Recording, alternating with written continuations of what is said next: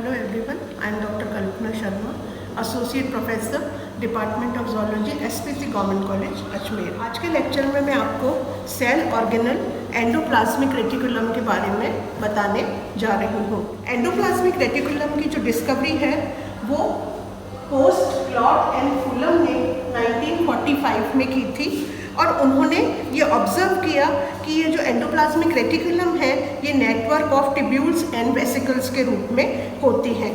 अब देखेंगे कि अकर कहाँ पे होती हैं, ये इनकी अकरेंस कहाँ पर होती है, एंडोप्लाज्म कहाँ पाई जाती हैं। They occur in all eukaryotic cells except for RBC of mammal and they are absent in prokaryota, small and undifferentiated in eggs and undifferentiated embryonic cells. इसके बाद में हम देखेंगे टाइप्स ऑफ एंडोप्लाज्मिक रेटिकुलम।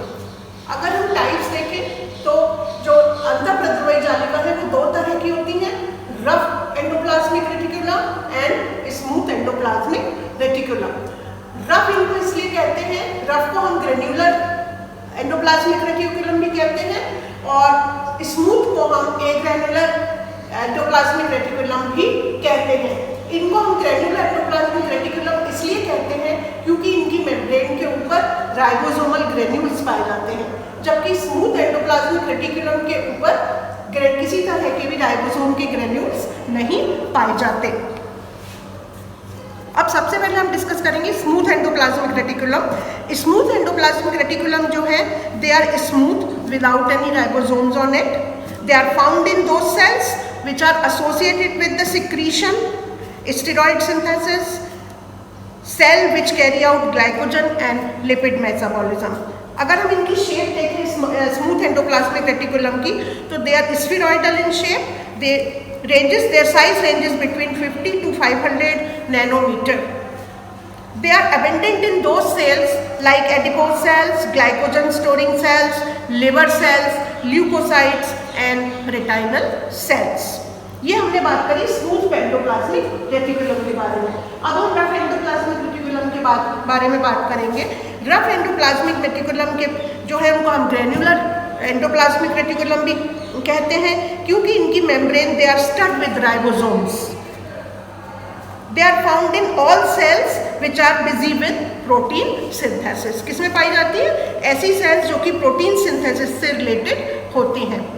इसकी मॉर्फोलॉजी अगर हम देखें तो there is a great variation in form, dimensions and characters association. Morphology के आधार पर ये तीन तरह की होती हैं, वेसिकल्स, सिस्टर्नी, सिस्टर्नी को हम लैमेली भी बोलते हैं, एंड ट्यूबुलर। तीन तरह की होती है मॉर्फोलॉजी में। पहले हम डिस्कस करेंगे vesicles. Vesicles as the name indicate, vesicles means they are rounded, they are spherical, they are ovoidal and they are measuring about 35 to 500 mu। They occur in those cells which are busy with the protein synthesizing activity like liver cell and pancreatic cells। Next we come to the cisternae or lamellae। They are elongated, flattened or generally unbranched tubular vesicles। They are arranged in parallel rows। अब होती कहाँ पर है? Where are they occur? They occur in protein synthesizing cell like liver, brain and pancreatic cells। Now we come to the tubules। Tubules are very small, they are smooth walled, branched tubular spaces having a diameter of about 50 to 190 micromu। They occur in steroid synthesizing cells, for example cholesterol, glycerides and hormones। अगर हम tubule sales का arrangement देखें तो they are haphazardly arranged in the cytoplasm of developing spermatids of guinea pigs, muscle cells and other non-secretory cells। All of them form a reticulum, may appear in a single cell or the same or different times during cell cycle, but the deposition varies in the cells of different tissue and of different species। Next we come to the ultrastructure। अगर हम इनका ultrastructure देखें तो endoplasmic reticulum जो होती है वो double membrane, दोहरी झिल्ली वाली होती है और हर membrane, each membrane is 5 to 6 mm thick. Both the layers they are separated by, किसके द्वारा सेपरेटेड होती है दोनों लेयर? अब वस्कुलर स्पेस और इंटरसिस्टर्नल स्पेस। इन दोनों के बीच में जो स्पेस